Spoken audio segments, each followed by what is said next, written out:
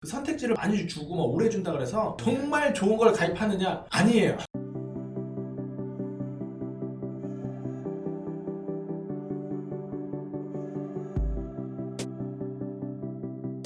자, 60만 설계사님들을 위한 보안세 TV의 김성옥입니다. 자, 오늘은 지난번에 보험 영업 잘하는 방법과 관련해가지고 우리 김현찬 대표님 모시고 말씀을 드렸었는데 생각보다 인사이트 하신 게 너무 많아가지고 말도 잘 통하시고 해서 오늘 다시 모셨어요. 자기소개 부탁드리고 이야기 나눠보도록 하겠습니다. 예, 또 이렇게 불러주셔서 감사합니다.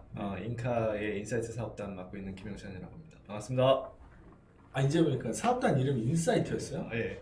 오, 아니 근데 진짜로 인사이트 하면 느껴져. 감사합니다. 사업단 이름도 대표님이신 거죠? 네. 그러면 뭔가 이게 인사이트한 거를 위주로 이렇게 영업을 하신다? 그런 네. 걸 추구하고자 이름도 네. 그렇게 지었습니다. 아, 근데 이 인사이트가 굉장히 중요해요. 우리가 뭘 잘하고 싶다 이런 게 있잖아요. 그렇죠. 이 인사이트함이 없으면 좀 어려운 것 같아요. 네. 맞죠? 네. 예, 미래를 약간 통찰하는 듯한 네. 이런 것들이 있어야 되는데 설계사님들이 사실 이런 부분에도 조금 부족한 감이 있죠, 있죠. 솔직히. 네. 왜냐면 이제 오늘 내일이 중요하고 이달 다음 달에 솔직히 중요한 게 우리 그렇죠. 업계의 이 메커니즘이니까. 네. 예, 그런데 조금 더 인사이트하게 또 좀 장기적인 시야, 관점을 살짝 다르게 보는. 그렇죠. 우리가 지금 이야기하고자 하는 것들이 이런 그런 거잖아요. 것들이죠. 그럼 오늘은 정말 농담이 아니라 준비된 게 없어요. 전혀 없죠. 없고 진짜 뭐 아예 없어요. 아예 없는데 얘기하면 분명히 나올 것이다 하고 네. 지금 카메라 켜고 하는 거예요. 자, 뭐 무슨 얘기 할까요? 오늘 그냥 있었던 얘기. 오늘 있었던 네. 얘기? 예, 시작하시죠. 그러면. 해보면 좀 전에 지금 고양시에서 막 넘어왔는데 네네. 제가 있었던 곳이 고양시 그 일산의 유명한 외제차 거리거든요. 아, 예, 거기 지나다 보니까 그냥 이런 스토리텔링까지는 아니고 뭐 아이스 브레이킹 화법이 하나 생각이 나더라고요. 오, 알려주세요. 예, 그 지역에 있는 누군가를 만났다 그러면 여기 지금 바로 앞에가 유명한 외제차 거리인데 바로 앞에 볼보도 있고 혼다도 있고 그리고 우측에는 BMW도 있고 벤츠도 있습니다. 이렇게 다양한 브랜드의 차종이 있는데 네. 고객님께서 어떤 기준으로 차를 고르시는 그런 기준이 있으실 건데 네. 보험도 그런 다양한 기준 안에서 선택을 하셨나요? 삼성생명, 교보생명 여러 가지 상품이 있을 텐데 네. 그 차이점을 정확히 알고 선택을 하셨나요? 라는 그런 식으로 접근을 하면 그 지역에 계신 분들이기 때문에 조금 더 잘 접근이 되지 않을까라는 생각을 해봤어요. 그 지역은 당연히 가까운 데 사시는 분들은 다 아는 지역일 거예요. 그렇죠. 이게 공감대 형성하는데 조금 그렇죠. 더 쉽겠네요. 또요, 오늘 아주. 비슷한 예로 그 얘기를 이제 생각하고 나니까 또 뭐 비슷한 예가 하나 더 생각이 나는 게 네. 예를 들어 학교에 뭐 저도 예전에 돌방을 해본 적이 있는데 뭐 학교에 계신 선생님을 돌방을 갔던 아니면 소개를 받아서 갔다 그러면 뭐 초등학교 같은 경우는 수학, 영어, 체육 여러 가지 과목을 가르치실 텐데 아이들에게 가장 중요한 과목이 어떤 거라고 생각이 드십니까? 라고 여쭤보는 거죠. 예. 이제 질문 화법이자 거기에 이제 스토리를 좀 얻는 거죠. 그러면 그 선생님께서 어떤 과목이라고 대답을 하시든 거기에 맞춰서 또 계속 이어갈 수 있겠죠. 뭐 수학이다, 네. 영어다. 그럼 왜 그렇게 생각하세요? 그러면 그런 답변을 듣고 나서 우리가 생각하는 또 기준을 역으로 제시하는 거죠. 선생님께서 네. 그런 과목을 가장 중시하는 것처럼 네. 저희 보험 전문가들도 네. 그런 어떤 하나의 기준을 가지고 네. 수학이 중요하다, 영어가 중요하다처럼 3대 진단비가 네. 왜 중요한지에 대해서 아. 그런 기준이 있습니다. 제가 생각하는 그 기준을 지금부터 알려드리겠습니다. 라고 오. 이렇게 이제 원하는 스토리를 음. 준비해 놓은 게 있다면 그 얘기를 하기 전에 그분과의 공감대, 저는 그걸 주파수를 맞춘다고 표현하거든요. 맞아요. 그런 공감대를 먼저 형성해 놓고 원하는 얘기를 하는 게 맞아요. 훨씬 더 좋을 것 같다는 생각이 들더라고요. 그러니까 흔히 아이스 브레이킹의 타이밍이잖아요. 지금 네. 말씀하신 게. 근데 아이스 브레이킹을 없이 가거나 아니면 뭐 큰 의미 없이, 그러니까 공감대는 형성하지 못한 채 시작을 해버리면 상대방이 또 설명할 때도 잘 집중을 안 해요. 그렇죠. 아, 이 사람은 좀 내 마음을 아는 것 같아. 아니면 뭐 우리 지역을 아는 것 같아. 어떤 형식으로든 공감대는 형성을 해놓으면 그 다음부터 이야기가 하기가 훨씬 편하죠. 그러니까 뭐 시작이 반이다 이런 말도 있는데 시작에 사실상 50%를 설득을 하고 들어가는 거죠. 그렇죠. 그리고 어떤 얘기를 하더라도 네. 소위 말해서 먹히고 네. 그렇게 되는 거지. 내가 당신을 알고 있다. 이런 이제 인식을 나는 당신과 같은 업종 또는 당신과 비슷한 지역에 사시는 분들 그런 직업군에 대해서 많이 상담을 해봤다라는 거를 간접적으로 또 어필을 하는 거죠. 근데 이거는 뭐 원수 사이는 계시는 분들도 상관이 없는 거예요. 그렇죠. 꼭 GA 아니더라도. 그렇죠. 사실 인원이 원수사도 꽤 거의 절반 이상 많아요. 그렇죠. 예. 아이스 브레이킹은 어찌됐든 간에 공감을 하는데 그거를 좀 감각적으로 잘 찾아내시는 것 같아요. 또 나오는 거 없을 때까지 제가 물어볼게요. 또 어떤 또 인사이트가 있을까요? 오늘 떠올랐던 거는 그런 내용들이 있었고, 최근에 추석이었잖아요. 네네. 그러다 보니까 휴일이 많아서 갖가지 이제 사건 사고들이 있었을 것 같은데 실제로 영업하시면서도 상당히 힘들으셨을 것 같고, 저희도 주변에서 힘들었다는 소식을 많이 들었습니다. 영업이. 근데 그것들이 아마 추석이라는 어떤 이슈가 있기 때문에 좀 미루시는 성향의 고객들이 많았을 거라고 생각을 해요. 맞아요. 근데 실제로 제 주변에 제 고객의 사례도 그렇고, 그렇게 어떤 연휴든 어떤 핑계든 그런 것 때문에 가입을 미뤘다가 지금 사고가 나신 건들이 어제 오늘 상당히 소식이 많이 들어오더라고요. 그래서 정말 우리가 하는 일이 그런 것을 대비해 주려고 하는 건데, 고객의 어떤 상황을 너무 맞춰주다 보니까 결론적으로는 고객도 놓치고 고객은 그런 피해로부터 보상도 못 받는 그런 경우가 발생하는 거를 또 정말 매년 느끼지만 새삼 느껴서 10월 달에는 다들 좀 우리끼리 용어로 좀 많이 땡기셨어요. 지금 네. 우리 촬영 일자가 10월 2일이에요. 그래서 이제 오늘 이제 오신 분들한테 9월달 영업 어땠는지 물어보면 거의 다 반토막이에요 지금. 반토막인데 네. 이제 그 추석 연휴가 참 위치가 좀 애매하게 맞아요. 달력에 세 번째 딱 껴있어가지고 약간 추석 한 달은 약간 노는 느낌에다가 네. 코로나가 막 3,000대도 나오고 뭐 그랬잖아요. 네, 네. 예, 그래서 전반적으로 설계사님들이 마음이 9월은 좀 쉬어가자. 그냥 넘어가는. 네, 이렇게 했는데 이제 추석 끝난 다음에 좀 했어야 되는데 추석 끝난 다음으로도 안 했어요. 안 했는데 이제 뭐 그렇게 좀 여유 있게 할 수도 있는데 이게 10월 달에 이어지고 11월 달에 이어지면 그렇죠. 아예 영업 그 패턴이 무너지게 무너지는 되니까 거죠. 하던 대로 좀 잘 하셔야 되고, 그리고 또 고객의 입장을 생각해 주는 게 좋긴 좋은데 이게 또 영업이 타이밍이 있어요. 맞아요. 너무 생각을 많이 해주다 보면은 안 돼요. 예, 안 돼요. 왜냐면 우리 입장에서 빨리 계약하는 게 우리한테 유리하다 그래서 그 뜻에 안 되는 게 아니라, 저도 실제로 진짜로 이런 일이 있었어요. 고객분이 후유장애를 늘까 말까 했었어요. 이제 가입을 하는데 후유장애에 대해서 알려줬는데 후유장애를 좋다 나쁘다 이렇게 하다가 생각 좀 해보자 그랬어요. 생각 좀 해보자 하고 내일 모레 만나기로 했거든요. 그리고 저는 토요일날 고객님을 만났었고 다시 월요일날 만나기로 했어요. 후유장애 때문에. 안 그랬으면 원래 사실 가입하는 거였는데 예. 근데 일요일날 지붕에서 떨어졌어요. 진짜로. 아 진짜 농담이 아니라 떨어졌어요. 떨어져가지고 그 일반 주택에 사시는 분이었고 지붕 수리를 하려고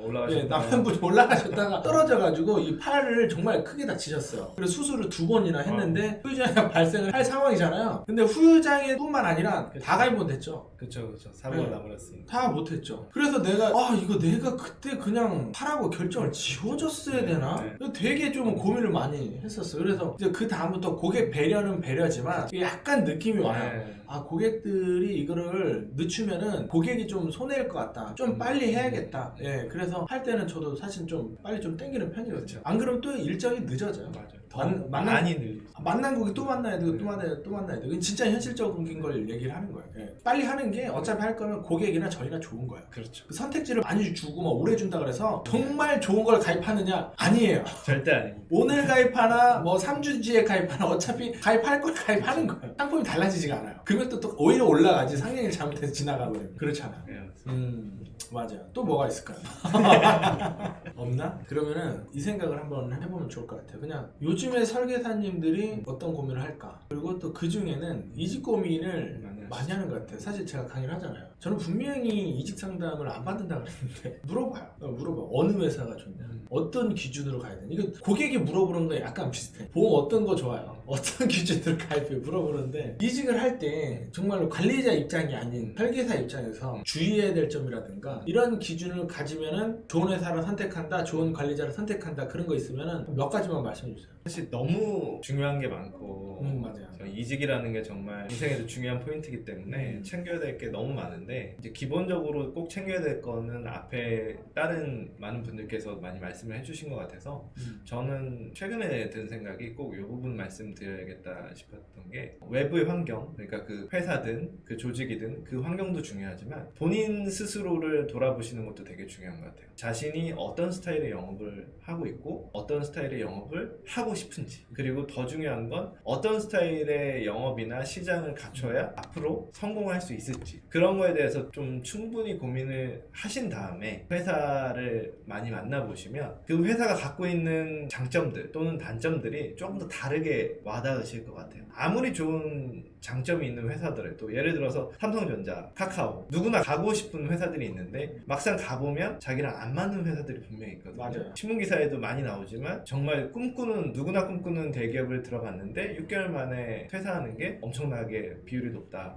뭐 30% 정도 된다 뭐 이런 기사가 가끔씩 나오더라고요. 근데 우리 일도 마찬가지라고 생각을 합니다. 근데 그 이유가 결국은 회사가 갖고 있는 장단점만 보고 본인이 갖고 있는 장단점은 보지 않는 경우가 많아서인 것 같아요. 그래서 그게 잘 맞아서 나를 성장시켜 줄 수 있는지 성공시켜 줄 수 있는지에 대한 고민을 좀 더 하시면 이직을 더 성공적으로 하실 수 있지 않을까. 맞아요. 제가 봐도 지금 말씀하신 게 이제 일단은 요거 하나 말씀드리고 싶은 게 메타인지의 영역인데 이게 뭐냐면은 내가 어떤 존재인지 그다음에 나의 장단점을 정확하게 알아야 돼. 그래야지 어떤 일을 하든 간에 거기에 맞춰질 수 있지. 내가 뭘 해야 되는지 뭘 하고 싶은지를 잘 몰라. 근데 만약에 돈만 벌고 싶어 그럼 좀 어려운 것 같고. 그리고 또 하나는 기본적으로 설계사가 개인 역량은 좀 있어야 돼. 개인 체력은 뭐냐면 그냥 보험료 기준으로도 최소한 한 50에서 70만 원 정도는 도움받지 않고 할 정도는 좀 돼야 돼요. 예, 이건 제 기준이 아니라 정말로 저도 이제 영업을 하면서 느낀 건데 왜냐면 이 정도 되면 어느 회사를 가도 일단 환영을 받아요. 그렇죠. 거기다가 회사가 가지고 있는 인프라를 이제 합쳐서 하게 되면 100만 원도 할 수 있고 그 이상도 할 수 있는 거예요. 근데 본인이 하나도 할 줄을 몰라. 하나도 할 줄을 모르면 회사를 가면 뭐 입사는 받아줄 수 있을지언정 회사도 부담스러워요. 이분한테 기본적인 체력이 좀 없는데 어떤 걸 적용시켜야 될지 몰라요. 그렇죠. 회사도. 네. 근데 체력이 어느 정도 되면